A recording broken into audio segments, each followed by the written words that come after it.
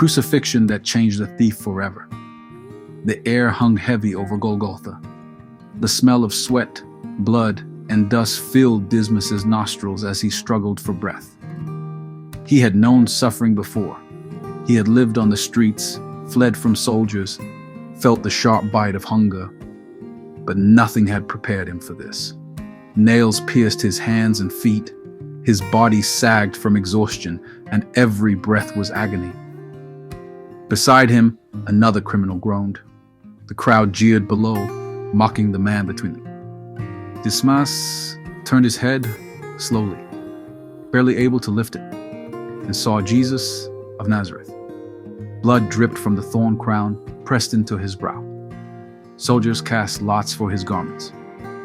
And yet, he said nothing to defend himself. No curses, no anger, only the quiet, staggering words. "Father, forgive them, for they do not know what they are doing." Dismas clenched his teeth. Forgive them? The ones who had nailed him here? The ones who spat at him and laughed? Dismas had spent his whole life among liars and murderers, men who would do anything to survive. He had never known a man like this. The other thief coughed, then sneered. "You're supposed to be the Messiah, aren't you? If you're really the Christ, save yourself and us." His voice dripped with bitterness, with the same desperation Dismas felt but could not give voice to. For a moment, Dismas wanted to agree. If Jesus was the Messiah, he should come down, show his power, free them all. But something in his heart burned, a deep, painful awareness of the truth.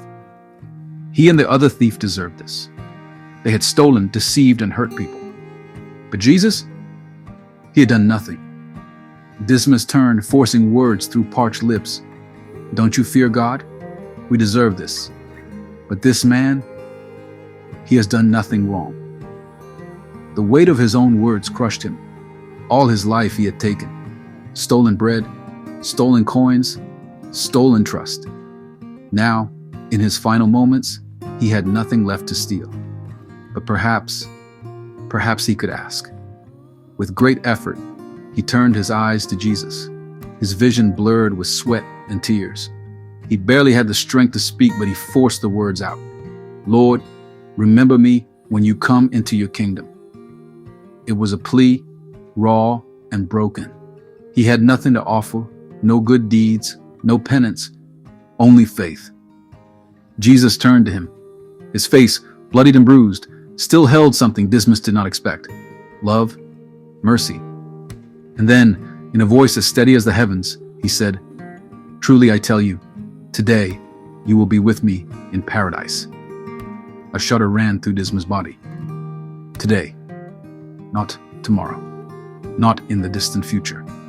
Today, Jesus, in the midst of his own suffering, had given him the one thing he never thought he could have: hope. The sky darkened, the ground trembled, the voices of the crowd faded. And as the weight of death pressed down on him, Dismas no longer felt afraid. For the first time in his life, he was not running, not hiding, not stealing. For the first time, he was free. And as his eyes closed, he knew when they opened again, he would be home. Like Dismas, you too can have eternal peace. You can have a new life in Christ Jesus. Heaven can be your home. Jesus said, "Come to me, all who are weary and heavily burdened by religious rituals that provide no peace, and I will give you rest, refreshing your souls with salvation." Matthew 11:28. Will you come?